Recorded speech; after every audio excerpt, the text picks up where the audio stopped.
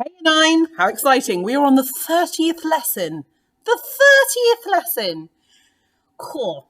This one today is on health and disease. So there's quite a lot of common sense and things that you might already know, but there are some very specific bits in the specification that you need to make sure you're familiar with. So we are going to start. Now, the health and disease is about understanding what health actually is and some causes of ill health. Okay, we're going to start off with this picture of McDonald's, which hasn't been open in a long old time. Now, obviously, we know some things are considered healthy and unhealthy, and we need to think about why they are considered healthy and unhealthy. So obviously, eat the burger, have the Big Mac, but obviously if you did that on a daily basis, that would not be good for your health. You could get coronary heart disease, type 2 diabetes, all sorts of things. So we need to look at a balance between health and disease and how those things can interact. Now, very, very, very commonly in these kinds of questions about health and disease, they will use data. So this is a really good example of how data could be used in the exam or in class, but mostly in the exam, this kind of thing. So there's a statement at the top here that says there is no obvious relationship between income and obesity. Do you agree? And explain your answer using evidence. So you have to use the data on the screen. So this is a two-part. This will probably be the explain your answer will probably be a 3-mark question. So give it a pause. Well, I've paused and had a look at this, and I've decided that I don't agree entirely because, as we can see, let's just look at women for a minute. So the orange colour. The poorest fifth of households show that women are 10% more likely to be obese than men. But if you look at the general trend, the obesity in women decreases as wealth increases, whereas in men there is no trend because they go up and down. And if we look at the end, so the richest fifth of men are about nearly 10% again more obese than women. So there's no pattern, no correlation for men, but women tend to get less obese the higher the income. Interesting one, this, because it's an agree disagree. You would get marks for explaining your answers for both. These are objectives today, so you need to be able to understand what health is and what causes illness. The minimum everyone needs to be able to do is to describe what health is, causes of ill health, and a simple conclusion from data on health. Everyone needs to be able to do the bit in the middle, and then for those higher achievers, those people that are going for it because they're smashing life, is suggest how communicable diseases are spread, links between health and lifestyle, and discuss validity of a statement based on evidence from the data. So we're also going to outline in the 5s and 6s the difference between communicable and non-communicable diseases, and also the interaction between health and disease. So let's start by looking at what the term health means. See, you might want to pause this and have a little think. What does the term health mean? Maybe think about what you have come into contact with or what's linked with the word health. You may have also want to think about health down to individual perception. So, for example, some person might consider themselves healthy, but are they really? And also some people might consider themselves less healthy due to one reason or another. When I think about health, I think about healthy body and a healthy mind, because you could be thinking about mental health, but also physical health as well. Both of these things combined overall equate to total human health. Because, for example, you might be completely physically fit, but you may be suffering from a mental illness, or you might be very physically unfit, unhealthy, but not realise that in your healthy mind.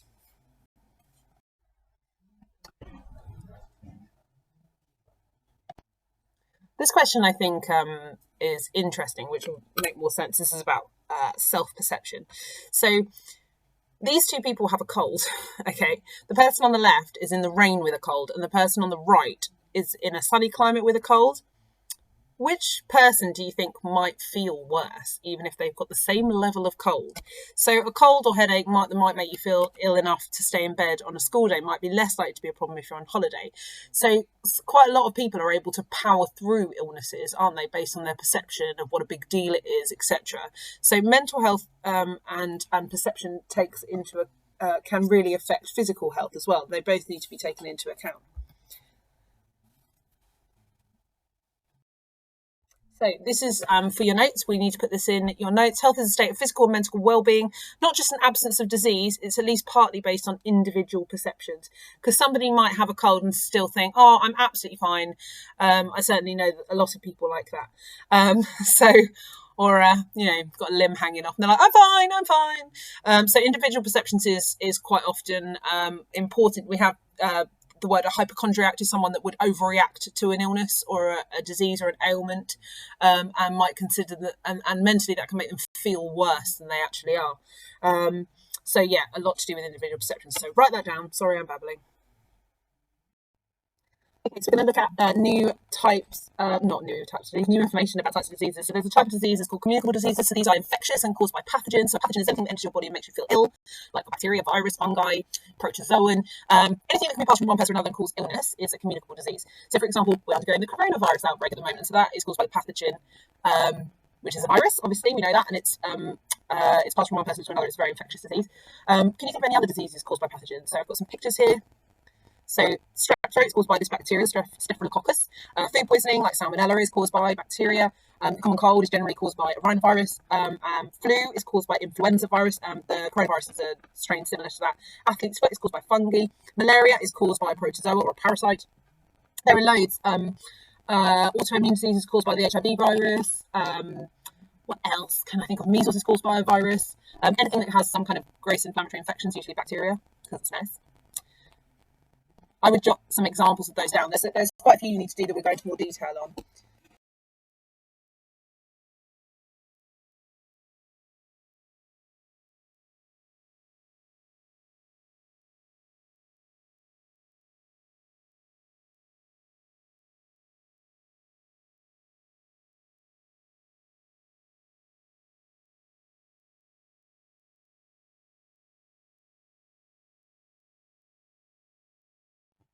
Okay, so non-communicable diseases can't be transmitted from one person to another. And this is a disease that if you've got it, you're not passing it on to someone. You might genetically, that could be a little hint, but not physically. You can't physically pass this from one person to another. Some really good examples for these are usually ones to do with health.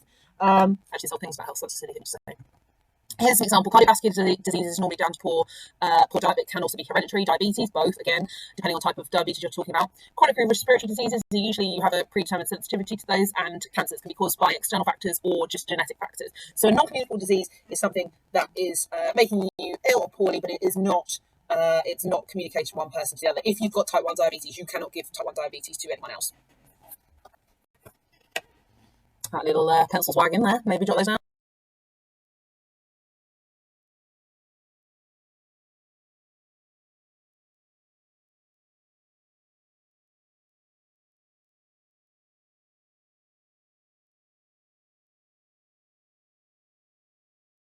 Communicable and non-communicable diseases are major causes of ill health, but what other factors can affect your health? Now, I think you can probably take quite a little bit of time, so there are going to be 6 examples on the board. So factors that can affect your health. These are otherwise known as risk factors as well when we're talking about your health.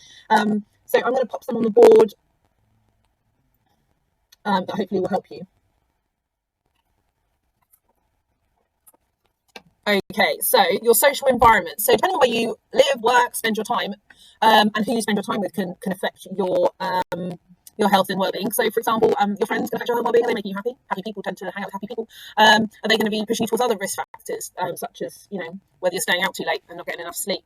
The economic environment, whether you are able to afford, economically you're affording to keep yourself healthy, because we do know that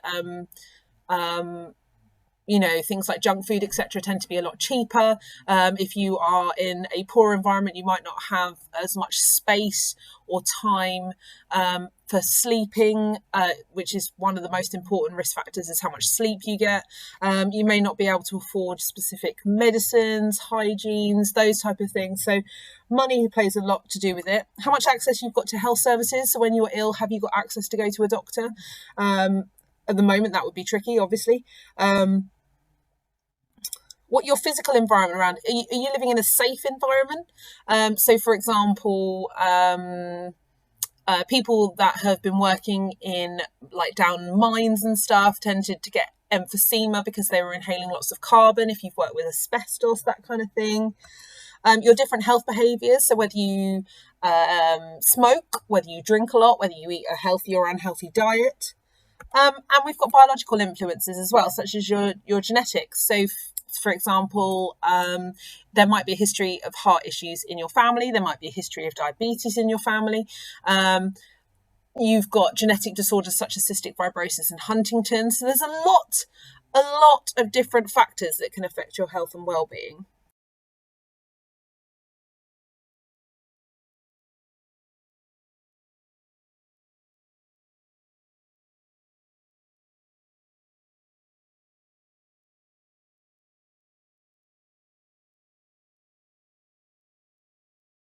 Okay, little activity for you to do. You don't have to do this in a table, so to speak. I think it just sets it out quite simply. So using the following slides, you've got to complete the table on how other factors cause ill health.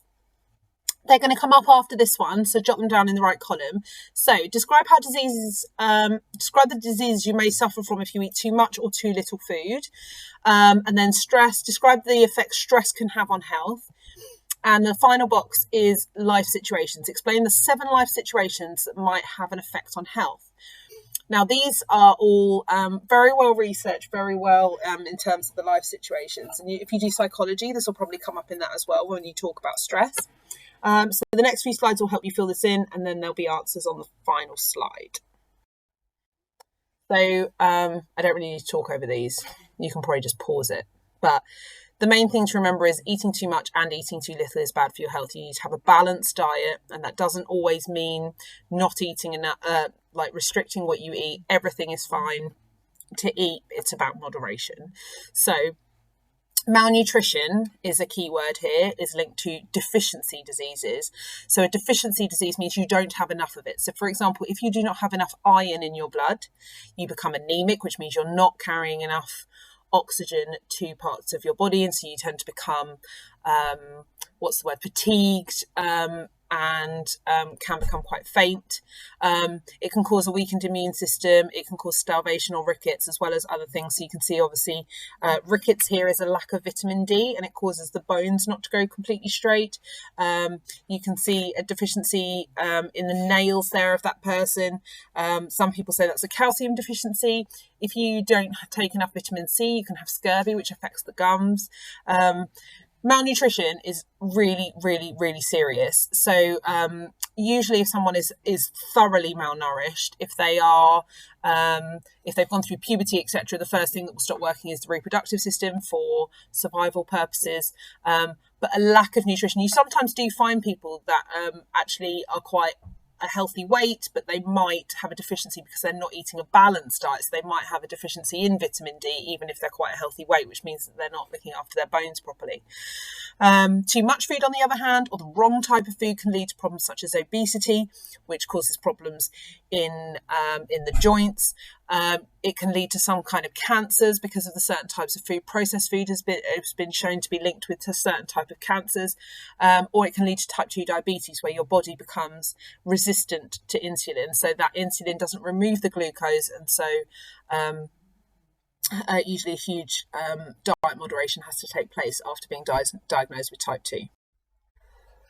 Stress, everyone needs a bit of stress, but if you have too much stress, you have an increased risk of developing a wide range of health problems, such as heart problems, certain cancers, ulcers, mental health problems, fatigue, tiredness, because your body produces adrenaline when you're stressed. And if you're constantly producing a low level grade of adrenaline, you're constantly in a state of fight or flight exhaustion.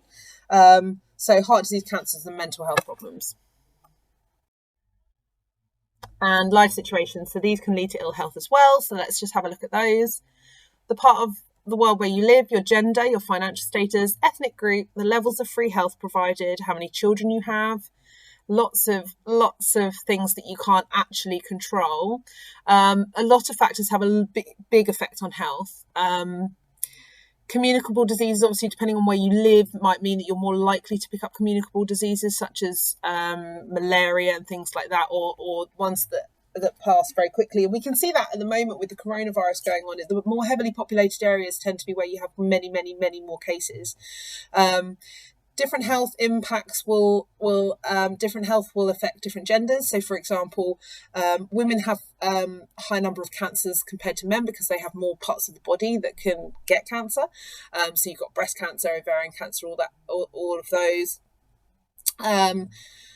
Financial status, particularly where you live, and your financial status will depend upon the amount of healthcare that you can get, whether you get free healthcare. So obviously places like America, you have to have insurance for your healthcare, and some people just simply can't afford their own treatment.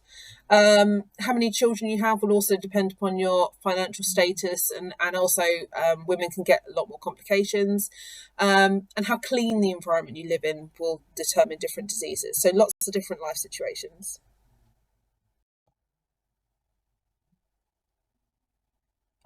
Just tick off the ones you've done. I think we probably went through most of these.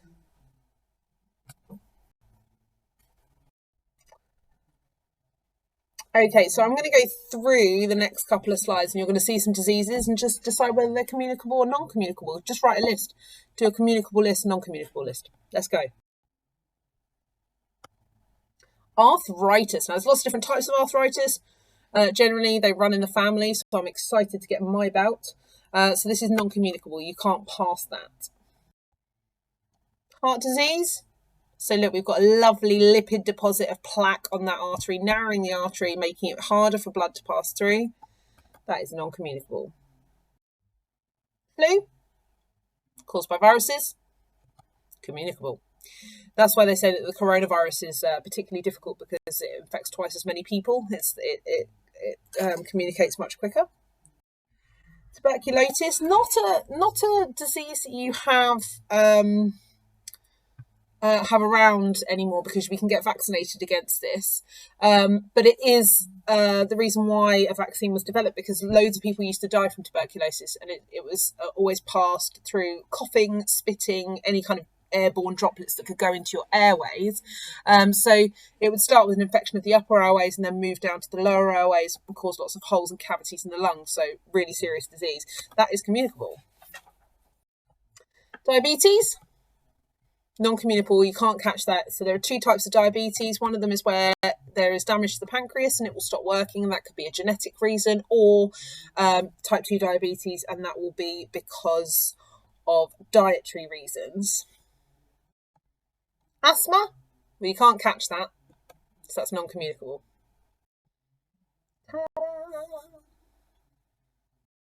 Right, we've got a little 6 marker for you here. So demonstrate your understanding with quality written communication. Describe the difference between a communicable and non-communicable diseases. Explain some factors that can affect your health. So you're probably going to want to pause that and write as much as you can on that one. Let's mark it. Add anything in that you need to. This is just a describe question. So it's mostly just giving information. You're not saying why or how or comparing. There we go. Communicable diseases are caused by pathogens and can be passed from person to person. 2 marks. Non-communicable diseases cannot be transmitted. Another mark, that's 4 marks. Other factors that can affect health are diet, stress, and life situations. I would also say I would probably add in some of those health markers as well, such as whether you drink or smoke. Now we're going to look at interactions of diseases. So we often study different types of diseases in isolation, but it's important to remember that in the real world, some diseases cause other health conditions, or they happen at the same time and they interact, and one problem usually makes the other one worse. Can you think of any diseases any situations where diseases interact? So the first one off the top of my head was quite often when people injure themselves or hurt themselves or have to. So let's say, for example, you break your hip and you're in hospital for weeks and can't move. Quite often, if you're somebody physical, this might lead to a mental health issue like depression, because you have quite a lot taken away from you at one time. That's perfectly understandable. So let's go through the ones that you need to know. These are called interactions or health interactions. It's really, really, really, really important that you can reduce the information down on the next page to much less. So viruses living in cells can trigger changes that lead to cancers. For example, cervical cancer is caused by changes, usually due to viruses. So I've been talking about this recently with the coronavirus because it's led to some research in Kawasaki disease. But viruses basically damage and burst human cells. And of course, if they try and repair, that can lead to some kind of cancers because constant renewing of cells, regrowth of cells, accelerated growth causes tumours. A weakened immune system can be as a result of genetic makeup or poor nutrition or an infection. So if you've got HIV, if you get the HIV virus, it can cause AIDS, which is autoimmune disease. If you have an autoimmune disease, you are more likely to suffer more heavily with communicable diseases. So, for example, most people that do end up, unfortunately, dying because they have AIDS, they will die of a simple disease that most healthy people would be able to counteract, like the flu or a simple infection of a wound. So Freddie Mercury, for example, died because he got a severe infection of a wound on his leg because he couldn't heal properly because his immune system was compromised. Immune reactions initially caused by a pathogen can trigger allergies. So, for example, sometimes people get an infection in their lungs, and that can lead them to get asthma, or having a cold could mean that you become more sensitive to certain washing powders and things like that. Allergies are quite common, and they change throughout your lifetime. So quite a few women say that having a baby means their hormones have changed, which means that their allergies have changed and they become more sensitive to certain things. So allergies are quite a good indicator that something has changed in your environment. This is the one I came up with earlier. So physical and mental health are closely linked. Severe physical ill health can cause depression and other mental illnesses. Malnutrition can often link to health problems such as deficiency diseases, weakened immune system, obesity, cardiovascular and type 2 diabetes, and cancer, not Cana, cancer.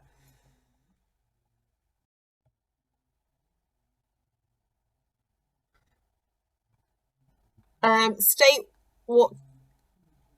what can the papillomavirus cause? And this is why we vaccinate against this in schools now. So this is year 8s would get vaccinated against the papillomavirus, which can lead to cervical cancer.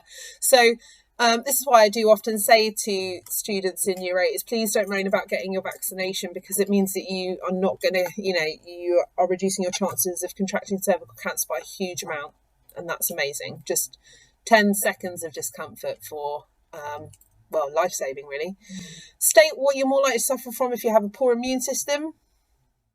Other communicable diseases.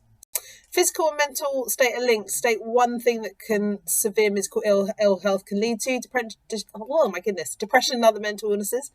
2 health problems linked to malnutrition. So I would say, malnutrition literally means bad nutrition. Mal means bad. So weakened immune system, obesity, cardiovascular disease, cancer, there's all sorts really. Okay, so like I said, in this topic quite often they look at data and look at your use of data. So this says to plot the data in a bar chart.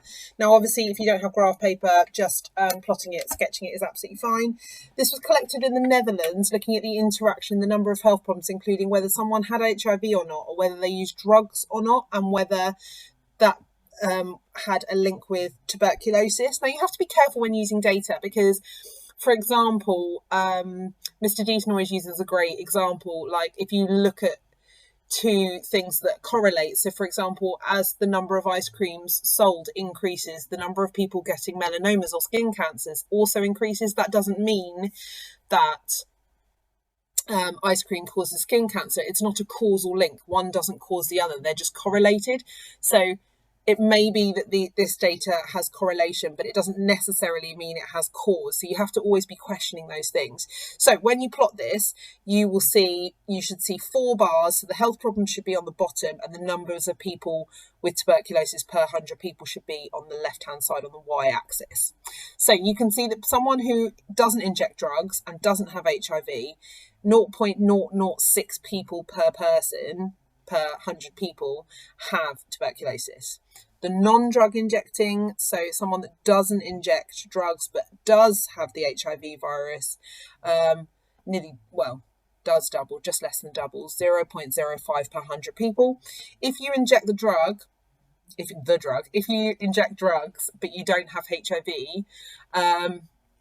you're 4 times more likely to have tuberculosis or contract tuberculosis. And if you do inject drugs and you have HIV, that goes up to a whopping 1.5 per 100 people. So we would say is you are more likely to contract tuberculosis if you inject drugs and you're HIV positive. It doesn't mean that being HIV positive and drug injecting is the sole cause of that, but you are more likely. So it's a higher risk factor. So with some questions on the next slide that we can ask. What health interaction does the data cover? You're probably going to want to pause this because you can read this yourself, I'm sure. What effect does injecting drugs have on your chances of becoming infected with tuberculosis? Which group has the greatest chance? How much more likely is it for an injecting drug user who is HIV positive to get TB? So this is about comparisons. Here we go. So this interaction is between bacterial infection, tuberculosis, and interaction with HIV and injecting drug use. Because getting HIV and injecting drugs has a causal link. The more, if you inject drugs, you're more likely to get HIV. What effect does injecting drugs? It increases your chances of getting TB. Question number 3 was, which group has the greatest chance of getting TB? Well, that was HIV positive and injecting drug users. How much more likely is the injecting drug user who is HIV positive to get HIV than an injecting drug user who's HIV negative? So all you need to do is to take 1.5, take the 0.2 away, and that gives you 1.3. So how much more likely? Well, you're going to want to make that a percentage. So do your 1.3 divided by the 1.5 times by 100. So it's 86.67 or 87%. Or times more likely. Quite high. Another 6-mark question. Explain how the interactions between different types of disease can affect the prevalence of disease around the world. So you're going to want to pause. It should take around 8 minutes to do this question. Get a pen ready to mark.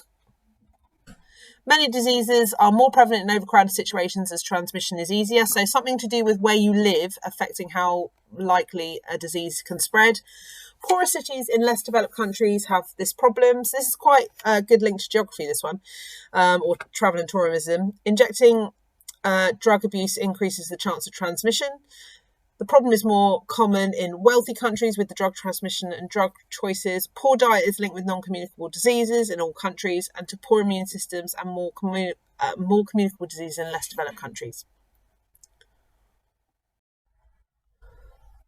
So have a think. Do you think that you did all that data really well? If you did do that data really well, then you're probably a grade 7 or grade 8. What do you think? Oh, I wasn't good or confident on part X or whatever.